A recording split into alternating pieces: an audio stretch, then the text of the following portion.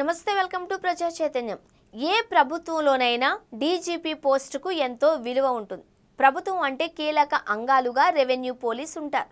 అందుకే ప్రభుత్వ ప్రధాన కార్యదర్శిగా ఎవరున్నారు అన్నది చూస్తారు. అలాగే డీజీపీగా ఎవరున్నారు అన్నది కూడా ఎంతో ఆసక్తిని ప్రదర్శిస్తారు. లా అండ్ ఆర్డర్ అన్నది ప్రభుత్వం ప్రధాన విధుల్లో ఒకటి. అందువల్ల ప్రభుత్వం రాష్ట్ర స్థాయిలో డీజీపీని ఎన్నో ఆలోచించి ఎంపిక చేస్తుంది. ఇక డీజీపీ కానీ ఇతర పోస్టుల విషయంలో సీనియారిటీని చూడాలి అన్నది ఒక ప్రోటోకాల్. కానీ ప్రభుత్వ అధినేతలు ఏమనుకుంటే అదే జరుగుతోంది. అలా సీనియారిటీని తప్పించి తమకు కావాల్సిన వారిని నియమించుకున్న సందర్భాలు గతంలో ఉన్నాయి. ఇదిలా ఉంటే ప్రస్తుతం డీజీపీగా ఉన్న హరీష్ కుమార్ గుప్తా ఈ ఏడాది ఆగస్టు 2న పదవీ విరమణ చేయనున్నారు. దాంతో కొత్త డీజీపీ ఎవరు అన్న చర్చ తెర మీదకు వస్తోంది. డీజీపీ పోస్టు కోసం చూసే సీనియారిటీ ప్రకారం చాలా మంది లిస్టులో ఉన్నారు. ఏకంగా 12 మంది దాకా సీనియర్ పోలీస్ ఆఫీసర్లు ఈ జాబితాలో ఉన్నారు అని అంటున్నారు. 1991 బ్యాచ్కు చెందిన మాదిరెడ్డి ప్రతాప్ ఈ విషయంలో అగ్రస్థానంలో ఉన్నారు. అలాగే 1992 బ్యాచ్కి చెందిన పిఎస్ఆర్ ఆంజనేయులు, కేవీఆర్ఎన్ రాజేంద్రనాథ్ రెడ్డి, నళిని ప్రభాత్ ఉన్నారు.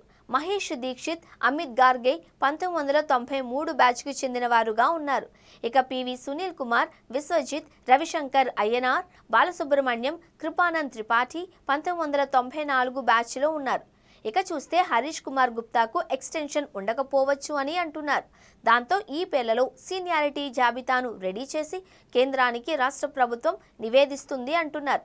అలాగే షార్ట్ లిస్టుగా 3 పేర్లతో కేంద్రానికి పంపిస్తే అందులో నుంచి ఒకరి పేరును కేంద్రం ఎంపిక చేస్తుంది. వారే ఏపీకి కొత్త డీజీపీ అవుతారు అంటున్నారు. అయితే ప్రభుత్వం సీనియారిటీ ప్రోటోకాల్ను అనుసరించి షార్ట్ లిస్ట్ తయారు చేస్తుందా, లేక అది పక్కన పెట్టి లిస్ట్ ప్రిపేర్ చేస్తుందా అన్నది చర్చగా ఉంది.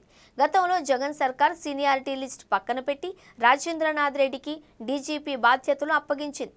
అయితే సీనియారిటీని ప్రాతిపదికగా తీసుకుంటే అందరిలో సీనియర్ మోస్ట్ అయిన మాదిరెడ్డి ప్రతాప్ పేరు వినిపిస్తోంది.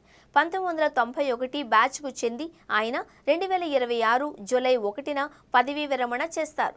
దాంతోపాటు ఆయన సమర్థత, అనుభవం పరిగణనలోనికి తీసుకుంటే ఆయనే కొత్త డీజీపీగా అయితే బాగుంటుంది అని అంటున్నారు. మంచి పాలనకు, క్రమశిక్షణకు సంకేతంగా ఆయన నియామకం ఉంటుంది అని పోలీసు వర్గాలలో సైతం వినిపిస్తోంది. ప్రభుత్వం ఏ నిర్ణయం తీసుకుంటుంది అన్నది చూడాల్సి ఉంది. అయితే మాదిరెడ్డి ప్రతాప్కే ఎక్కువ ఛాన్స్ ఉంది అని సమాచారం.